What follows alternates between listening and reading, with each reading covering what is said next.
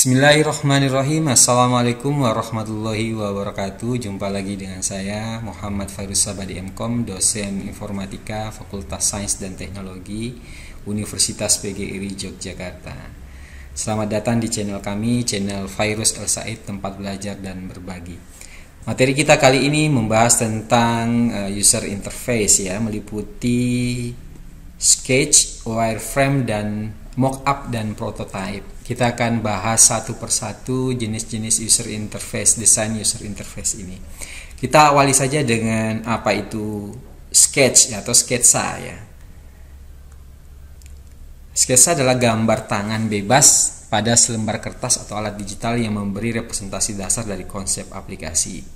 Jadi tujuannya adalah untuk memudahkan di dalam desain, memudahkan pengguna di dalam memahami konsep yang kita tawarkan dalam waktu yang cepat ya, karena menggunakan pena. Jadi biasanya akan lebih mudah ya ketika kita menggambar dengan bebas menggunakan pena dan kertas ya. Nah, tujuannya memang bukan untuk detail, lebih kepada memberikan konsep kepada pengguna. Kemudian kapan sih menggunakan sketsa ya? Sketsa ini bisa sangat membantu selama fase konseptualisasi dan visualisasi awal dalam proses desain. Jadi ini biasanya di awal-awal sekali ya, ketika pengguna ingin tahu misalnya, atau kita ingin menginformasikan apa sih konsep desain kita kepada pengguna. Karena mungkin dengan ucapan atau narasi akan sulit pengguna bisa membayangkan desain kita. Karena ada pepatah mengatakannya sebuah gambar adalah bernilai 1000 kata. Harapannya dengan menggunakan gambar sketsa walaupun tidak detail, paling tidak mereka bisa lebih paham dengan tujuan atau maksud dari desain kita ya. Karena umumnya manusia itu kan pembelajar yang visual ya, bentuk visual dapat menjelaskan ide yang lebih baik daripada menggunakan kata-kata ya. Kemudian bagaimana membuat sketsa ya? Tentu saja gampang saja ya. Anda tinggal mengambil kertas, kemudian berusaha menggunakan menggunakan pena untuk mulai mendesain tampilan-tampilan awal ya. Di sini mungkin yang perlu digambarkan adalah desain-desain besarnya, konsep-konsep besarnya. Jadi Anda bisa memulainya dengan hal-hal yang terpenting di dalam desain antarmuka user interface-nya, itu yang paling pokok apa aja, sehingga juga pengguna bisa memahami fungsi-fungsi yang terdapat di dalam aplikasi yang kita desain. Kemudian yang berikutnya masih ya tadi apa tipsnya ya. Kemudian ini tipsnya di dalam menggunakan dalam menggambar sketsa ya, tidak perlu memoles sketsa Anda yang diwarnai, tidak perlu, sekali lagi tidak perlu detail ya. Jadi sekiranya itu bisa membantu memudahkan memahami pengguna, itu sudah cukup. Jadi gambar sketsa yang kasar itu tidak apa-apa ya, sketsanya kasar nggak apa-apa, tidak perlu diwarnai, tidak perlu dipoles-poles ya.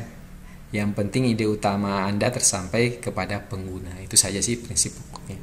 Anda juga bisa menggunakan stensil ya. Ini ada semacam mistar begitu ya, yang bolong-bolong. Anda bisa memanfaatkan itu untuk mempercepat Anda menggambar menggunakan pena ya. Kemudian ada metode lain, yaitu misalnya kalau Anda dalam sebuah tim ya, Anda bisa melipat kertas menjadi 8 bagian ya, kemudian Anda mendesain gambar-gambar itu dalam sebuah tampilan ya, menjadi gambarkan fungsi-fungsi utama dari aplikasi itu menjadi 8 bagian utama. Anda bisa mengumpulkan ide ya dari tim. Jadi ini semacam brainstorming untuk mendesain sebuah aplikasi, namanya Crazy Eggs ya. Jadi ini diperkenalkan oleh Google ya, yang memungkinkan tim produk memvisualisasi banyak ide dalam waktu singkat. Jadi misalnya kalau Anda berkumpul tim, jadi misalnya yang mendesain itu tidak satu orang tim, ini Anda bisa melakukan brainstorming secara cepat kepada orang-orang tentang konsep desain user interface-nya. Kemudian ini selanjutnya kita akan juga membahas tentang wireframe. Apa itu wireframe? Jadi wireframe adalah artefak itu maksudnya benda gitu ya, benda desain atau hasil desain dengan ketelitian yang rendah atau low fidelity. Jadi ini wireframe ini biasanya tidak berwarna ya, tidak berwarna. Biasanya bukan tidak berwarna, maksudnya hanya biasanya monokrom ya, antara hitam ke putih, abu-abu gitu ya. Jadi di sini sih lebih kepada kerangka ya untuk desainnya. Nah, wireframe inilah menggambarkan UI dasar dan menjadi cetak biru untuk produk aplikasi. Nah, biasanya di sini sudah menggunakan aplikasi ini tentu saja lebih rapi ya, karena sudah menggunakan aplikasi ini lebih rapi daripada menggunakan sketsa. Jadi ini walaupun low fidelity, tapi fidelity-nya lebih baik dibanding ketelitiannya jauh lebih baik dibanding menggunakan menggunakan sketsa. Tentu saja ini jauh lebih lama dibanding membuat menggunakan sketsa ya. Tetapi hasilnya lebih teliti dibanding sketsa. Nanti kita akan bahas juga siapa sih perbedaan antara berbagai model desain UI ini. Selanjutnya, kapan menggunakan wireframe ya. Kalau tadi sih di awal-awal ya. Ini juga sama. Wireframe paling relevan pada tahap awal proses desain aplikasi. Ini sama dengan sketsa ya, sekali lagi. Biasanya di awal-awal ada juga yang mungkin nggak suka gambar ya, pakai pena ya, bisa langsung menggunakan wireframe. Nah,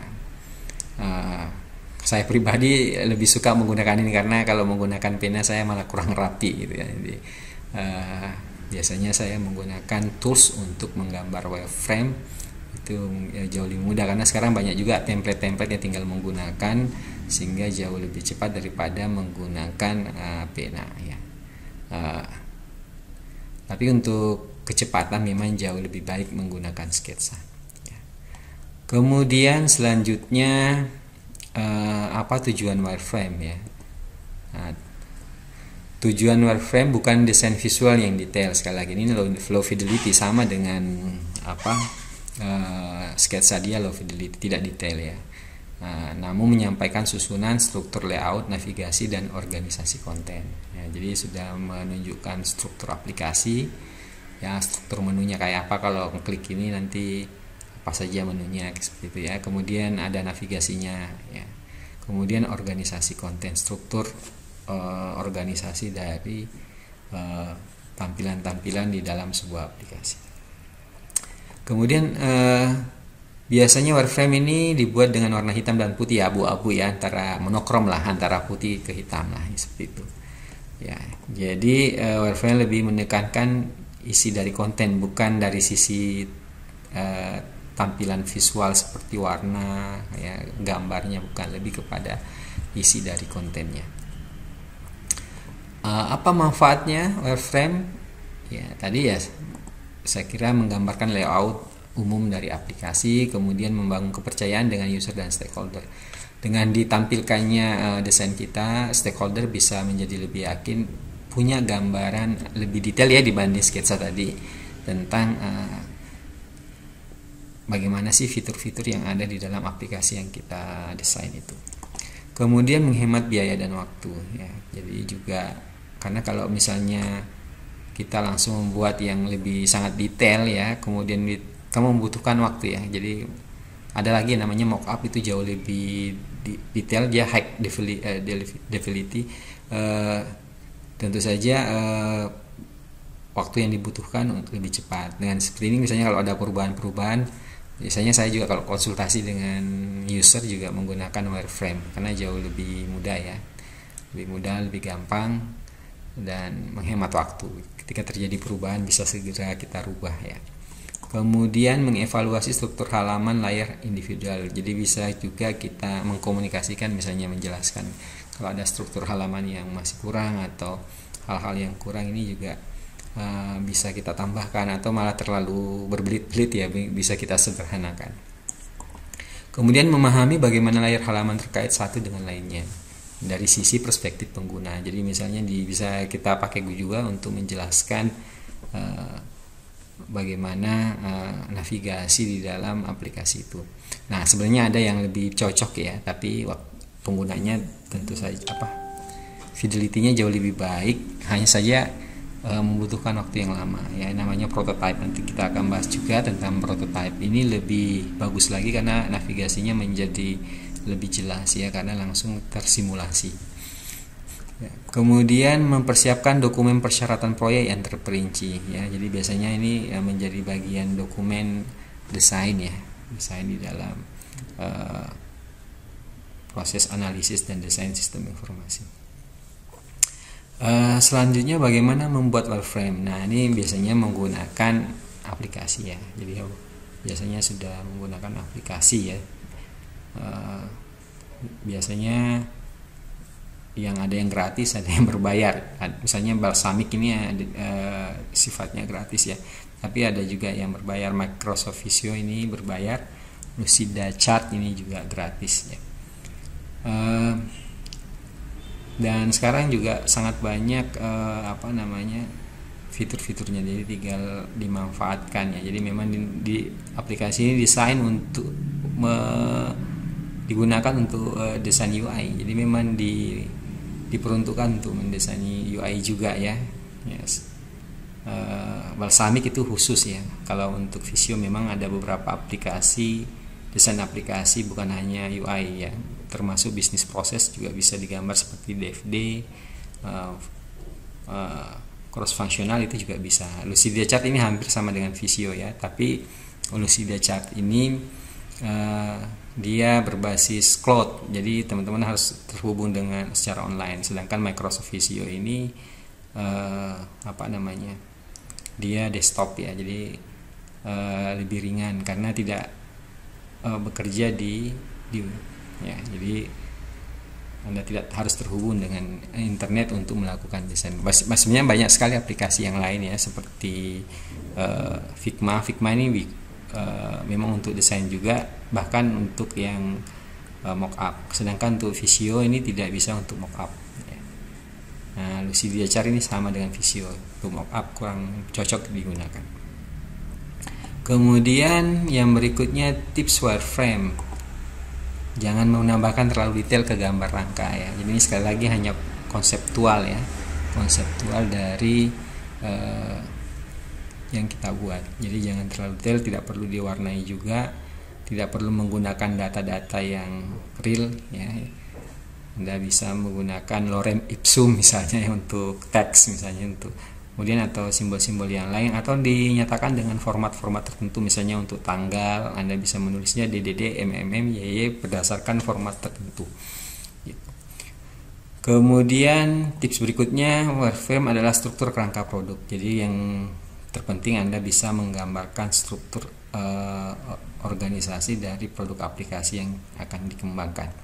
Kemudian tujuan wireframing adalah untuk mengevaluasi desain, bukan untuk memoles desain. Ya, sekali lagi tidak perlu detail sekali. Jadi tambahkan hanya elemen penting yang akan ditampilkan di halaman layar. Hal-hal yang terpenting saja yang kita tampilkan di layar. Yang penting konsep utamanya sudah terekam dan segera bisa dipahami oleh pengguna. Apa saja sih elemen wireframe itu? Yang pertama, desain informasi. Pada elemen ini biasanya bersumber dari hasil riset ya. Hasil riset, apa saja konten, apa saja informasi yang akan kita sampaikan, yang dapat diilustrasikan sebagaimana saat presentasi di sekolah atau kampus haruslah memiliki informasi yang terpercaya. Contohnya form input, thumbnail, gambar, link, paragraf, ini sudah harus jelas tergambar di situ ya. Ya, walaupun bukan dengan contoh gambar yang sebenarnya ya, atau paragraf yang sebenarnya isi kontennya itu bukan paragraf sebenarnya, masih misalnya lorem ipsum tadi ya. Kemudian navigasi ya, navigasinya sudah jelas juga. User interface tentu harus memiliki tampilan yang mudah digunakan ya. Jadi salah satu hal yang terpenting terutama untuk website ya, navigasi menjadi sesuatu yang sangat penting. Diibaratkan navigasi adalah kompas yang berguna untuk memberikan petunjuk bagi pengguna agar tidak bingung di dalam menggunakan hal tersebut ya. Jangan sampai misalkan menekan tombol malah tutup, padahal tidak begitu maksudnya ya. Nah, jadi dengan adanya struktur navigasi yang baik ya, tampilan juga rapi, mudah digunakan ya, kelihatan profesional gitu. Kemudian tadi ada satu ya, desain interface ya. Desain interface ini lebih kepada penempatan atau pemilihan elemen-elemen, terutama untuk form ya. Jadi ada kontrol-kontrol yang harusnya cocok untuk sebuah jenis inputan atau tipe inputan. Kapan sih menggunakan opsi, kapan menggunakan checkbox ya. Kemudian termasuk di dalamnya perataan, ukuran hurufnya, heading ya, ini perlu juga dibuat ya. Tapi bukan jenis hurufnya ya, lebih kepada ukuran hurufnya mungkin ya. Jadi seperti itu, jadi ukuran hurufnya, perataannya seperti apa ya. Nah, sehingga memudahkan informasi itu dibaca oleh pengguna. Tampilan lebih rapi, lebih memudahkan interaksi dan nyaman juga dilihat. Jadi huruf jangan terlalu kecil begitu ya. Jadi ukuran huruf ini juga sudah diperhatikan di sini ya.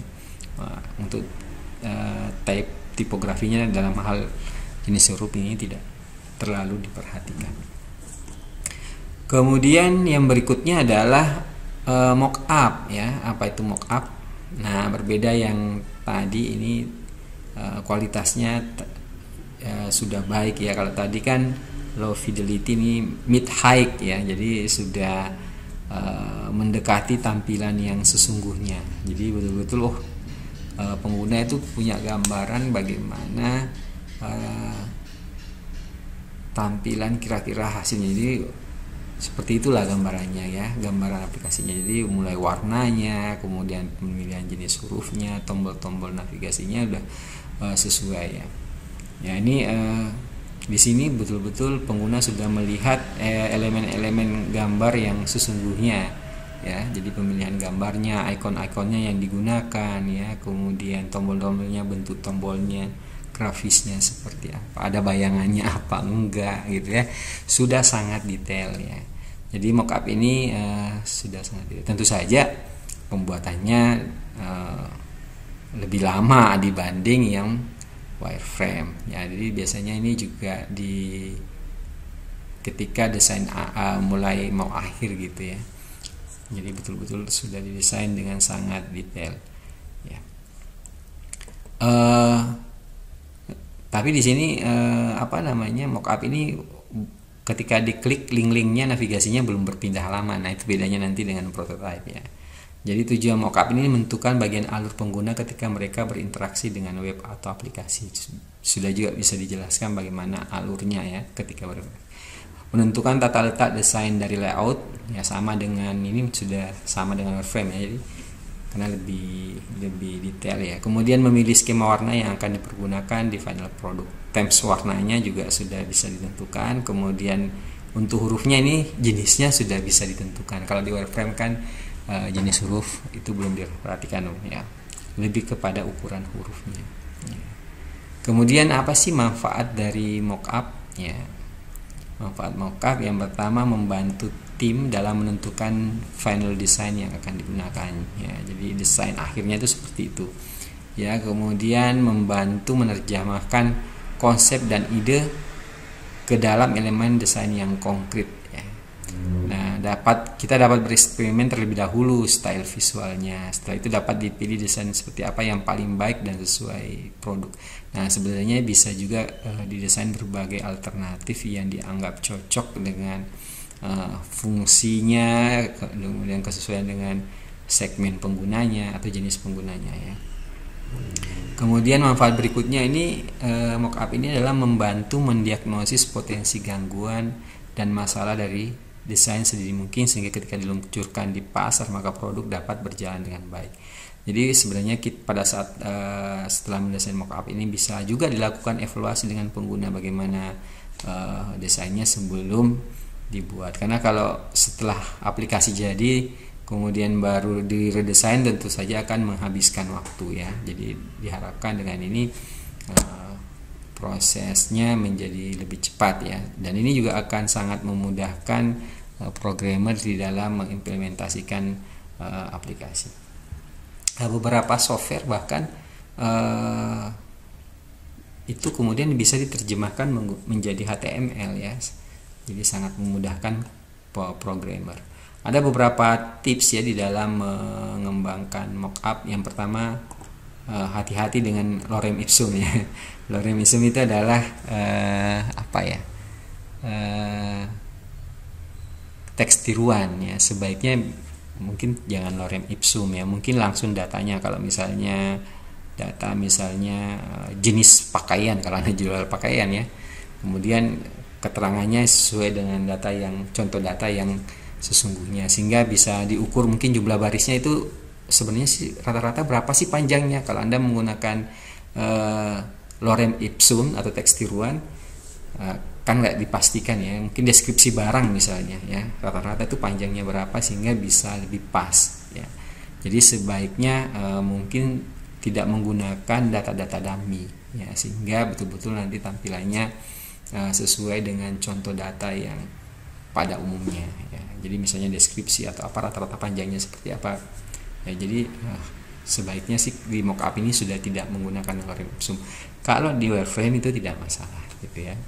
Kalau di sini sudah harus betul-betul mendekati tampilan aplikasi ketika sudah jadi.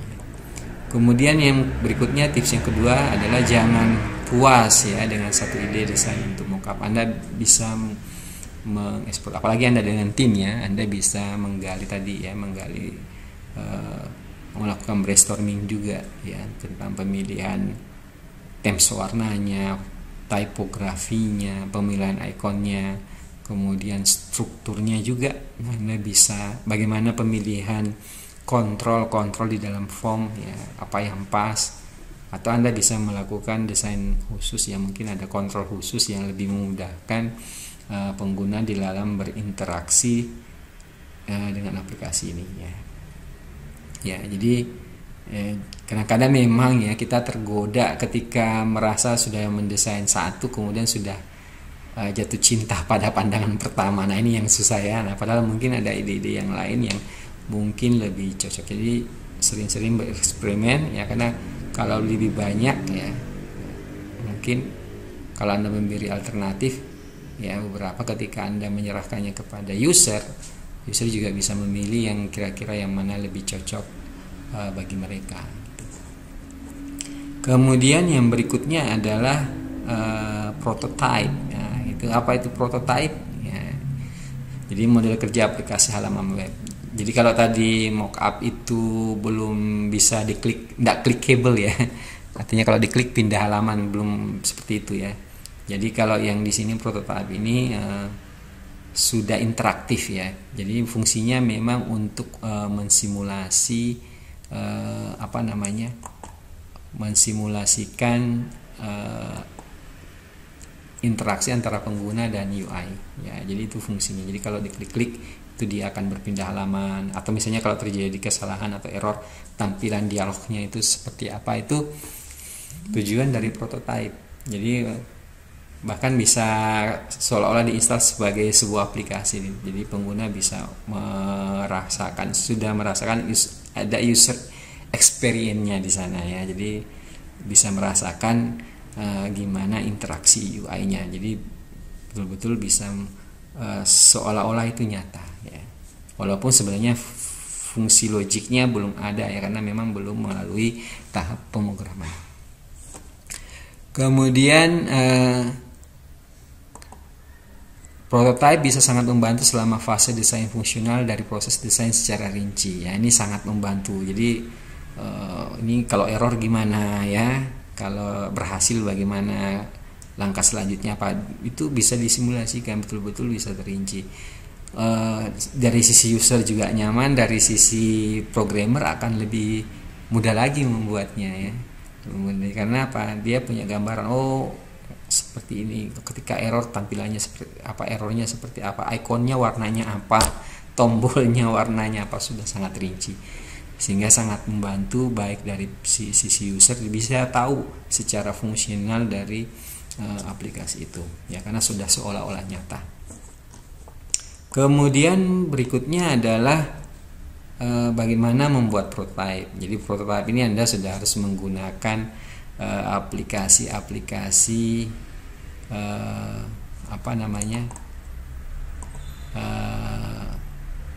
yang sudah Anda, tapi ada juga sih yang menggunakan gambar ya.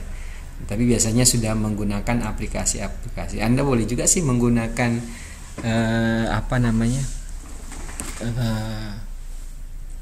tangan ya. Jadi ada juga sih sebenarnya, kalau dibilang terlalu lebih detail nggak juga sih. Tapi umumnya itu sudah sangat detail ya. Sudah sangat detail ya. Nah, ini aplikasi Figma, Adobe XD, InVision yang merupakan aplikasi untuk membuat prototype baik untuk web, handphone maupun untuk smartwatch. Karena sekarang smartwatch itu udah, jam tangan aja sudah hampir kayak HP ya. Ada interaksinya. Jadi bukan sekedar bisa dilihat, tetapi kita bisa berinteraksi dengan jam tangan gitu ya. Nah, kemudian beberapa tips ya. Mungkin ada yang berkata bahwa prototype selalu merupakan artefak ketelitian tinggi. Hal ini tidak selalu benar ya, tapi memang kebanyakan ya ini sudah dianggap bagian tahap terakhir dari UI ya. Ya, dari sketsa, kemudian sketsa berubah menjadi sketsa jadi wireframe jadi mockup ya. Biasanya dari mockup ini kemudian barulah dibuat prototype ya. Sebenarnya ketelitian ini tergantung juga permintaan ya. Jadi kalau misalnya user merasa tidak perlu sampai detail, yang penting aplikasinya sudah jadi gitu ya.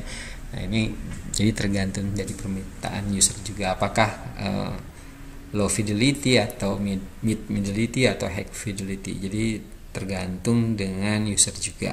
Nah, kalau misalnya programmer udah paham dari wireframe ya sebenarnya sih juga tidak harus dibuatkan ya. Gitu. Apalagi misalnya programmernya udah canggih juga di dalam desainnya. Nah, misalnya gitu. Kemudian tidak perlu. Jadi bisa juga Anda menggambarkannya dalam bentuk kertas ya. Ini namanya prototype paper. Nah, prototype paper ini contoh-contoh prototype paper. Nah, misalnya seperti itu ya. Jadi ini low fidelity, tetapi ini sudah termasuk prototype karena bisa berinteraksi ya, pengguna bisa berinteraksi. Ada yang ke kiri, geser ke kanan. Nah, ini. Tapi kalau menggunakan paper, kalau bagi saya ya ini jauh lebih ribet gitu ya. Nah, lebih gampang mungkin paling tidak menggunakan wireframe. Jadi juga wireframe ini juga ada yang bisa dinavigasi ya, di Visio itu bisa ya, bisa juga dinavigasi ya. Tapi Visio tidak bisa mockup. Nah, ini jadi Anda bisa menampilkan dalam bentuk wireframe ya, wireframe juga. Jadi prototype itu bisa juga dalam bentuk sketsa, bisa berbentuk wireframe, dan juga yang terakhir bisa berbentuk mockup. Nah, ini yang umum ya, yang umum digunakan ya. Jadi rata-rata sudah dari mockup kemudian dibuat prototype ya. Nah, ini sudah sangat rinci. Kemudian yang berikutnya, apa sih perbedaan dari berbagai bentuk tadi ya, sketsa, kemudian mockup ya. Kita coba bandingkan ya. Yang pertama yang kita bandingkan wireframe sama mockup ya. Jadi kalau wireframe itu tidak detail ya. Contoh-contoh datanya itu juga belum sesuai dengan contoh data yang sebenarnya ya. Jadi lebih kepada struktur, fungsi, dan konten. Nah, kalau yang mockup itu udah stylenya ya, warnanya sama menggunakan konten yang sebenarnya. Kalau ini lebih struktur konten ya, lebih kepada informasi apa aja yang tampil di situ ya. Kalau di sini betul-betul contoh datanya gitu ya, contoh kontennya. Nah, kemudian kalau bedanya mockup dengan prototype, nah, prototype itu interaktivitasnya ya, interaktivitasnya, dan bisa berbentuk apa saja, bisa berbentuk sketsa, bisa berbentuk wireframe, bisa berbentuk mockup. Nah, kalau sketsa ya tulis tangan ini sekali lagi ya low fidelity ya, dibanding lebih menekankan kepada kecepatan. Jadi bisa diperhatikan ya grafik berikut. Jadi misalnya sketsa itu jauh lebih cepat ya dari sisi waktunya itu lebih cepat, lebih pendek ya. Nah, kalau wireframe lebih lama mockup, apalagi prototype ya. Tapi dari sisi ketelitiannya ini, walaupun tadi disebutkan bahwa prototype itu tidak selalu harus fidelity-nya tinggi ya. Cuma pada umumnya biasanya prototype itu dari mockup biasanya ya dalam kenyataannya. Jadi jarang orang kemudian sketsa dijadikan prototype ya. Tapi ada juga yang seperti itu ya. Nah, ada juga yang seperti itu. Tapi pada umumnya sekarang aplikasi juga mudah, banyak komunitasnya, kemudian library banyak ya, akan lebih mudah bahkan diprototipekan. Jadi aplikasi sangat memudahkan, seperti Figma misalnya itu sangat memudahkan.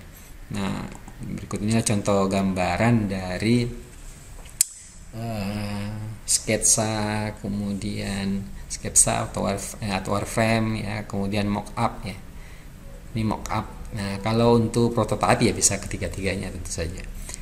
Itu saja penjelasan kami tentang berbagai bentuk desain UI, baik mulai dari sketch atau sketsa, kemudian wireframe, mockup, kemudian prototype. Mudah-mudahan apa yang saya sampaikan memberikan manfaat bagi Anda sehingga bisa lebih paham lagi perbedaan di antara berbagai jenis itu, memahami konsepnya, tujuan dan manfaatnya. Demikian dari saya, Muhammad Ferus Sabadi, mengucapkan terima kasih perhatiannya. Mohon maaf kalau ada kata-kata kurang berkenan.